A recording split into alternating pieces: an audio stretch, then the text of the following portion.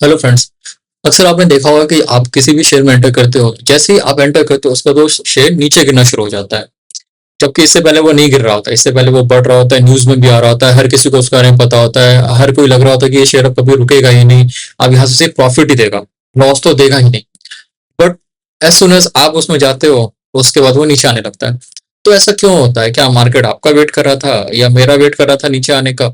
नहीं, ऐसा कुछ नहीं है। उसमें रीजंस हैं, क्या क्या रीजंस आज हम वो जानेंगे।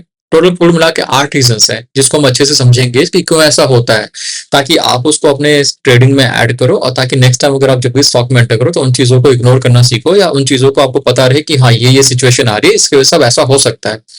तो चलिए हम चलते हैं और एक बार देखते हैं कि क्या क्या वो 8 कारण है। तो हर जगह आप देखोगे कि इससे न्यूज में आ रहा है, हर चीज में आ रहा है, ये सिर्फ बढ़ रहा है, रुकने का नाम नहीं ले रहा है। तो क्या होता है कि जो इंस्टीट्यूशंस होते हैं, जो बाय करते हैं, उनका एक टारगेट होता है, इसको पर्टिकुलर एक रेंज में लेके जाते हैं वो लोग, एक जितना हाई हो सके उतना हाई पे ले जाते हैं, और एक हाई के बाद क्या होता है कि लोग भी उसमें इन्वॉल्व होना शुरू हो जाते हैं। जब उन्हें लगता है कि शेयर बढ़ रहा है, हर जगह इन्फॉर्मेशन आ जाती है, वर्ड ऑफ माउथ के थ्रू न्यूज में आ जाती है, तो लोगों को लगता है कि नहीं ये एक अच्छा शेयर है क्योंकि ये बढ़ रहा है, जिसमें हमें पैसा लगाना है, तो रिटेलर्स भी उसमें आ जाते हैं। तो एक पीक टाइम के बाद ना क्या होता है कि इवेंचुअली प्रॉफिट बुकिंग होती है। प्रॉफिट बुकिंग अब एक बार में तो वो कर नहीं सकते हैं, उनको धीरे धीरे करना होता है। तो धीरे धीरे करके ना डिस्ट्रीब्यूशन फेज में जाने लगता है, कभी सेलिंग दिखाएंगे, कभी बाइंग दिखाएंगे, कभी सेलिंग दिखाएंगे, कभी बाइंग दिखाएंगे।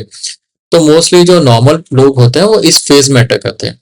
जब डिस्ट्रीब्यूशन फेज स्टार्ट होता है तो उसमें क्या होता है कि शेयर जैसे आपने जितने मिला, आपने सपोज 300 का लिया, तो कभी 305 हो जाएगा, कभी 310 हो जाएगा, कभी 302 हो जाएगा, उसी रेंज में चलता रहेगा। तो आपको लगेगा कि नहीं अभी है, अभी बढ़ेगा बढ़ेगा, बट फिर वो 290 पे भी आने लगेगा, 295 पे भी आने लगेगा, फिर 300 पे भी आने लगेगा, 285 पे, ऐसे करके आपकी रेंज के आसपास ही रहेगा। तो उसे कहा जाता है डिस्ट्रीब्यूशन फेज। अब उसमें क्या होता है, डिस्ट्रीब्यूशन फेज में क्या होता है कि आपके रेंज से थोड़ा बहुत ऊपर नीचे जाएगा क्योंकि वो धीरे धीरे करके उसको सेल कर रहे होते हैं। और अगर आप डिस्ट्रीब्यूशन फेज में फंस गए, अगर आप उससे नहीं निकलते, तो फिर आता है डिक्लाइन फेज। तो डिक्लाइन फेज में क्या होता है, सीधे आपने जितना भी लगाया वो सारा का सारा आपका माइनस होना शुरू हो जाएगा। तो ये चीज होता है, तो इसका आपको ध्यान रखना है कि जब भी स्टॉक ऊपर जा रहा है तो क्या वो बहुत ज्यादा हाई तो नहीं है, कहीं बहुत ज्यादा दूर तो नहीं है अपने मूविंग एवरेजेस से। या अब जब आप डिस्ट्रीब्यूशन फेज में आओगे तो आप देखोगे सेलिंग में कोई एब्नॉर्मल वॉल्यूम्स तो नहीं बन रहे हैं उसमें, क्योंकि अगर पुल बैक होगा तो पुल बैक हमेशा स्मॉल वॉल्यूम्स पे होगा, ये आपको पता है। तो अगर अगर आप देख रहे हो कि डिस्ट्रीब्यूशन फेज में जा रहा है और सेलिंग वेलिंग आ रही है उसमें थोड़ी बहुत भी, बट जो वॉल्यूम है एबनॉर्मली लार्ज है, तो फिर आपको समझ जाना है कि अब तो कुछ तो गड़बड़ है, अब हमें ऑब्जर्व करना पड़ेगा, यहाँ पे साइड में होना पड़ेगा, एक स्टॉप लॉस लगाओ और जैसे स्टॉप लॉस हिट होगा आपको निकलना होगा। ये एक तरीका होता है, ये आपको ध्यान रखना पड़ेगा। तो ये एक पहला रीजन हो गया। आइए दूसरा रीजन देखते हैं। दूसरा रीजन क्या होता है, स्टॉप लॉस हंटिंग और शेक आउट होता है। अब आप किसी अच्छे स्टॉक में चले गए, आपने वीसीपी पैटर्न देखा, आपने हेड एंड शोल्डर देखा, आपने कपर हैंडल देखा, सारा पैटर्न देखा, बट ऑब्वियसली आप एक एसएल लेके चलते हो, हर कोई एक एसएल लेके चलता है, ठीक है। अब सपोज आपने देखा कि एक पैटर्न अच्छा बन रहा है, आपने किया यहाँ पे ब्रेकआउट देखा, आपने एंट्री ले ली, या यहाँ पे आपने देखा कि ब्रेकआउट हो रहा है, आपने एंट्री ले ली, ठीक है। आपने एसएल के नीचे कहीं लगा दिया, बट वो क्या होता है ना, वो शेकआउट भी होता है, एसएल हंटिंग भी होता है, क्योंकि देखो जब आप लगाते हो स्टॉप लॉस तो उनको आप बता रहे हो कि मैंने इस जगह पे स्टॉप लॉस लगा रखा है। तो इंस्टीट्यूशंस को पता होता है कि मेजोरिटी ऑफ लोगों ने किस लेवल पे स्टॉप लॉस लगा रखा है, तो वो उसको हिट करते ही करते हैं। एक बार भी प्राइस के ऊपर जाना है तो वो हिट करेंगे उससे।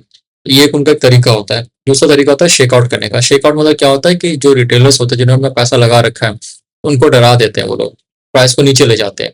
तो जो रिसेंट स्विंग लो होता है ना, या कोई राउंड ऑफ नंबर होगा उसके आसपास जाएंगे, उसको थोड़ा नीचे लेके जाएंगे, क्योंकि उन्हें पता होता है कि एक तो स्टॉप लॉस हिट हो जाएगा, दूसरा लोग जिन्होंने पैसा लगा रखा है, जिन्होंने स्टॉप लॉस नहीं लगा रखा होगा समहाउ, तो वो भी डर जाएंगे कि नहीं भैया ये तो सेटअप फेल हो गया, अब यहाँ से निकलना ज्यादा जरूरी है वरना मेरा पैसा फंस जाएगा।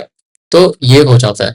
तो एक शेकआउट ये वाला एक रीजन होता है, स्टॉप लॉस ये वाला रीजन होता है। तो स्टॉप लॉस आपने लगाया था, वो आपका हिट हो गया, स्टॉप लॉस हिट होने के बाद वो नीचे लेके चले गए और नीचे लेके चले गए, तो आपको लगा कि चलो भाई मेरा स्टॉप लॉस है, मैं निकल गया, बच गए मेरे पैसे। और जो वीक हैंड से जिन्होंने स्टॉप लॉस नहीं लगाया था वो डर गए कि नहीं यार ये तो स्टॉप लॉस वाला लेवल भी गया, वो भी तोड़ दिया, उसके नीचे भी चला गया, अब तो निकल जाना है, तो वो भी निकल जाता है। तो वो चीजें, दो चीजें होती ही होती है। तो ये आपको ध्यान में रखना है कि जब भी आप कोई सेटअप देखते हो, अगर आप स्टॉप लॉस लगा रहे हो, अगर आपका ऑब्वियस स्टॉप लॉस है तो आपको मान के चलना है कि वहां हिट होने के चांसेस रहेंगे। और दूसरा शेकआउट वाला भी, अब उस केस में आप क्या कर सकते हो, अगर आपने स्टॉप लॉस लिया है ऑब्वियस जगह से, तो ऑब्वियस से थोड़ा सा नीचे ले लो आप, ताकि अगर हिट होना भी होगा तो उसके आसपास वहां तक नहीं जाएगा, जो मेजोरिटी लोगों ने जो स्टॉप लॉस लिया है जैसे मेजोरिटी ऑफ लोगों ने 300 पे स्टॉप लॉस ले रखा है, तो आप 298 पे जाओ, 297 पे जाओ, ठीक है, सूटेबल होगा। और अगर लगता है कि आपका स्टॉप लॉस हिट हो गया तो आपको निकलना ही पड़ेगा। उसके बाद आपको, पर उसमें क्या है, आपको उस चार्ट को ध्यान में रखना होगा कि ये चार्ट आपको देखना है कि सेटअप अच्छा होने के बावजूद ये नीचे क्यों गया।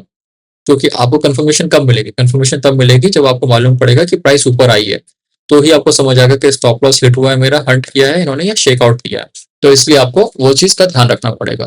तो दूसरा इंपॉर्टेंट रीजन ये हो गया, स्टॉप लॉस की वजह से और शेक आउट की वजह से आपका पैसा वेस्ट होता है। तीसरा रीजन देखते हैं। तीसरा एक इंपॉर्टेंट रीजन है जो बहुत कम लोग इस पर ध्यान देते हैं, सेक्टर रोटेशन होता है। जैसे बहुत सारे सेक्टर्स, जैसे निफ्टी है, बैंक निफ्टी है, आईटी है, तो क्या होता है ना कि अब एक सेक्टर में काफी पैसा लोगों का लग चुका है, इंस्टीट्यूशन ने काफी पैसा लगा लिया, उन्होंने काफी अच्छा खासा प्रॉफिट कमा लिया। आप सपोज आईटी में उन्होंने बहुत अच्छा पैसा बना लिया, आईटी में अब लग रहा है कि उनको नहीं भाई ये टॉप हो गया, सबका पैसा आ चुका है, अब यहाँ से निकलते हैं। अब वो कोई और सेक्टर देखेंगे, अब कौन सा सेक्टर देखेंगे, जो वीक सेक्टर हो, जो गिरा हुआ सेक्टर है, उसको देखेंगे, जब उनको उसको उठाना है। तो कई बार क्या होता है कि जैसे आपने जब न्यूज में सुना यूफोरिया फेज आता है, स्टॉक आगे बढ़ ही रहा है, बढ़ ही रहा है, रुक नहीं रहा है, तो कई बार क्या होता है उस सेक्टर के सारे स्टॉक्स ही अच्छा खासा परफॉर्म कर रहे होंगे। आपको ये भी देखना पड़ेगा कि आप सपोज आईटी ले रहे हो, तो आईटी सेक्टर कैसा है, आईटी सेक्टर कैसा परफॉर्म कर रहा है, आईटी सेक्टर के बाकी स्टॉक्स भी कैसे परफॉर्म कर रहे हैं। अगर वो सारे स्टॉक्स काफी टाइम से अच्छा परफॉर्म कर रहे हैं, या सेक्टर काफी टाइम से अच्छा परफॉर्म कर रहा है, और अब आपको प्राइस में वीकनेस देखने को मिल रही है, तो आप समझ जाओ कि नहीं, अब ये सेक्टर रोटेशन होने वाला है, मतलब यहाँ से पैसा निकल के कहीं और जाने वाला है। तो ये चीज भी होता है, ये आपको ध्यान में रखना पड़ेगा। इसके लिए आपको सेक्टर को देखना होगा, आप जिस भी सेक्टर के स्टॉक में इन्वेस्टेड हो, उस सेक्टर को देखो, उस सेक्टर के चार्ट को देखो, कहीं वो पीक तो नहीं कर रहा है। उस सेक्टर के बाकी स्टॉक्स को भी देखो, कहीं ऐसा तो नहीं कि अब धीरे धीरे स्टॉक्स में वीकनेस आने लग गई है, क्योंकि जब चल रहे थे तो सारे चल रहे थे, अब देखो कुछ कुछ रेड होने लग गए हैं, कुछ कुछ ग्रीन है, अब ज्यादा रेड हो रहे हैं, कम ग्रीन है। तो इससे आपको आइडिया लग जाएगा, तो ये भी आपको ध्यान में रखना है। चौथा रीजन देखते हैं। ये रीजन है जो आपके हाथ में नहीं है, ये रीजन है इंडेक्स ट्रैक। अब देखो, मैंने अच्छा सेक्टर देखा, अच्छे स्ट्रॉन्ग स्टॉक्स को देखा, उसमें भी अच्छा सेटअप देखा, बट उसके बाद भी वो नहीं चला। अब उसका रीजन क्या हो सकता है, उसका सिंपल सा रीजन है इंडेक्स ट्रैक होना। अब आपने जो कोई लिया है, मे भी मार्केट अच्छा नहीं करा, ओवरऑल मार्केट ही अच्छा नहीं है, मान लो निफ्टी 50 आज अच्छा नहीं करा, कैपटाउन खुल गया, मान लो बैंक निफ्टी था, या कुछ भी था, मिड कैप था, स्मॉल कैप था, लार्ज कैप था, जो भी था वो अच्छा नहीं चल रहा है, मान लो वॉर का अनाउंसमेंट हो गया, कुछ भी हो गया, उसकी वजह से वो गैप डाउन हो गया, ऑब्वियसली आपका जो स्टॉक है वो भी अच्छा परफॉर्म नहीं करेगा, चाहे कितना भी अच्छा स्ट्रॉन्ग स्टॉक क्यों ना लिया हो आपने। अगर मार्केट अच्छा नहीं है तो आपका स्टॉक कभी भी अच्छा परफॉर्म नहीं करेगा। मे बी वो साइडवेज हो जाए, मे बी ऐसा हो सकता है, साइडवेज हो जाए, बट वो अच्छा परफॉर्म, एक्सपेक्टेड परफॉर्म नहीं करेगा। तो ये चीज आपको मान के चलना है। अब देखो, अब आप बोलोगे ऐसा तो होता नहीं है, कई स्टॉक्स होते हैं जो अच्छा करते हैं। देखो, कुछ स्टॉक्स हमेशा ही अच्छा करेंगे, चाहे वर्ल्ड वॉर भी हो जाए तो भी बढ़ेंगे। कुछ स्टॉक्स हैं जो, मतलब कितना भी अच्छा मार्केट हो, खराब ही हो जाएंगे, अच्छा नहीं चलेंगे, गिरेंगे भी। तो उस तरह के स्टॉक्स एक्सेप्शनल स्टॉक्स कैटेगरी में आते हैं, वो होता रहता है। आप कितना भी अच्छा मार्केट होगा, बहुत सारे स्टॉक्स होंगे जो 7-8% भी गिर गए होंगे, ये भी आपने देखा होगा। बहुत ही खराब मार्केट है, कितना भी स्टॉक्स है गिर रहे हैं, बट कुछ स्टॉक्स हैं जो 7-8% बढ़ रहे हैं, ऐसा भी होता है। तो वो कुछ स्टॉक्स हमेशा ऐसे मिलेंगे ही मिलेंगे, उसके बारे में हम बात नहीं कर रहे, वो माइनॉरिटी ऑफ स्टॉक्स होते हैं, मेजोरिटी ऑफ स्टॉक्स की हम बात कर रहे हैं। तो ये आपको ध्यान रखना है। अगर आपका सेटअप अच्छा था, अगर आपने सब कुछ सोच समझ के लिया था, आपने टाइट रेंज में लिया था, आपने पुल बैक पे लिया था, आपने 50 डीएमए के पास लिया था, तब भी नहीं चल रहा, तो सिंपल सी बात है, ओवरऑल मार्केट सपोर्ट नहीं कर रहा उस कंडीशन में, तो आपको ये समझ के साइड हो जाना होगा। पांचवा रीजन देखते हैं, फॉल्स ब्रेकआउट। फॉल्स ब्रेकआउट क्या होता है कि ये तो एक तरह से शेकआउट का ही पैटर्न होता है, शेकआउट ही होता है एक तरह से। इसमें क्या होता है कि वो दिखाएंगे कि आपका स्टॉक जो है वो ऊपर की तरफ बढ़ रहा था, ठीक है, बट ये अपसाइड का शेकआउट होता है, वो डाउनसाइड का शेकआउट था, ये अपसाइड का है। इसमें क्या होता है कि आप कोई भी आपने चार्ट ले लिया, चार्ट पर आपने देखा कि आपने ट्रेंड लाइन खींच लिया, ट्रेंड लाइन में आपने देखा कि इसका रेजिस्टेंस जोन है, रेजिस्टेंस जोन टूट गया। अब रेजिस्टेंस जोन जैसे ही टूटा, आपने एंट्री ले ली, आपको पता है कि भैया रेजिस्टेंस जोन टूट गया, अब आप एंट्री ले लोगे। उसमें क्या होगा ना कि वो आपने जैसी एंट्री ली, उसके नेक्स्ट वो प्राइस नीचे जाना शुरू कर देगी। तो इसको बोलते हैं फॉल्स ब्रेकआउट। फॉल्स ब्रेकआउट में क्या हो गया, ये शेकआउट ही होता है, पर अपसाइड का शेकआउट होता है, वो डाउन साइड का था, ये अपसाइड का होता है, ये आपको ध्यान रखना पड़ेगा। तो इसमें कई बार आपको, जैसे आपने वीसीपी पैटर्न में ले लिया, कोई भी पैटर्न ले लिया आपने, ठीक है, अब इसमें क्या प्रॉब्लम आती है ना कि इसमें आपको ये देखना होगा कि वॉल्यूम का क्या है, वॉल्यूम कैसे, जैसे अगर ब्रेकआउट है तो पुल बैक पे लो वॉल्यूम था कि नहीं था, जब ब्रेकआउट हुआ तो ब्रेकआउट ह्यूज वॉल्यूम से हुआ कि नहीं हुआ, वॉल्यूम कैसा था उस पर, ये आपको देखना होगा। दूसरी चीज, अगर प्राइस ऊपर है, जस्ट रेजिस्टेंस से जस्ट ऊपर है, तो आपको ये देखना होगा कि क्या अब जो नेक्स्ट डे का कैंडल है वो उसके ऊपर जा रही है कि नहीं जा रही है, या छोटे टाइम फ्रेम पे आपको देखना पड़ेगा, तो उससे आपको आइडिया मिल जाएगा। जैसे आपको लगे कि प्राइस ऊपर गई और फिर वापस नीचे आ रही है, आपको एग्जिट होना पड़ेगा। देखो ये ब्रेकआउट होता है, ये हमेशा हर बार भी नहीं होता, बट कई बार होता भी है।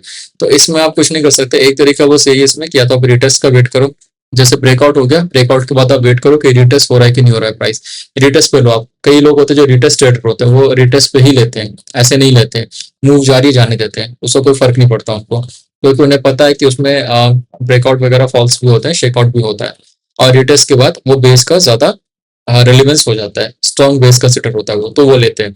तो एक तरीका ये होता है, इसके अलावा कोई तरीका नहीं है। अगर आपको लगता है शेकआउट हो गए, आप निकल जाओ और कोई स्टॉक देखो, या उसको मॉनिटर करते रहो। अगर लगता है कि वो वापस अपनी जोन में वापस आ रहा है, तो आप एंट्री कर सकते हो। ये एक तरीका है। ये आपको सबसे इंपॉर्टेंट है, वॉल्यूम कंफर्मेशन आपको देखना होता है। अगर ब्रेकआउट हुआ तो वॉल्यूम अगर अच्छी नहीं है, तो आप समझ जाओ कि शेकआउट के चांसेस है, क्योंकि बाइंग के लिए अच्छी वॉल्यूम चाहिए होगी उनको। वो अगर वो प्राइस ले भी जा रहे हैं, तो वो लो वॉल्यूम पे प्राइस ऊपर जाएगा, ये आपको ध्यान रखना है। ठीक है, ये एक रीजन हो गया। फिफ्थ सिक्स रीजन है, देखो ये क्या होता है ना कि रिजल्ट्स के ऊपर काफी डिपेंड करता है। अब मान लो कोई स्टॉक आपने देखा, बहुत अच्छा सेटअप है, मार्केट भी बहुत अच्छा है, सेक्टर भी बहुत अच्छा है, सब कुछ बहुत अच्छा है, बट वो उसका रिजल्ट अनाउंस वाला आने वाला था, मैनेजमेंट में कोई चेंज होने वाला था, या कोई न्यूज में आ गया। जैसे कभी आपने सुना कि किसी बैंक में पता चला है कि डेटा लीक हुआ है, किसी बैंक में मालूम पड़ा है कि उसमें अकाउंट्स डिपार्टमेंट ने गड़बड़ी करी है, किसी को टैक्स का नोटिस चला गया है, या उसका न्यूज आ गया कि उसका रिजल्ट आया है, रिजल्ट अच्छा नहीं था, एक्सपेक्टेड रिजल्ट नहीं था, तो वो डिक्लाइन होगा ही होगा। वो आपका जो भी आपने सोच समझ के जो भी स्टॉप लॉस वगैरह लिया था, वो तोड़ देगा उसको। सिंपल सी बात है, क्योंकि ये इमोशंस पे चलता है मार्केट कई बार। रिजल्ट एक ऐसी चीज है जो आपके हाथ में नहीं है, वो आपको मान के ही चलना पड़ेगा। आप या तो सबसे अच्छा तरीका क्या है कि रिजल्ट के आसपास आप स्टॉक को ट्रेड मत करो। ठीक है, सबसे अच्छा तरीका यही है, क्योंकि रिजल्ट हमें नहीं पता। एक्सपेक्टेशन अगर बीट करते तो बहुत अच्छा आता है, एक्सपेक्टेशन से थोड़ा भी नीचे जाती है तो कई बार स्टॉक डिक्लाइन हो जाता है।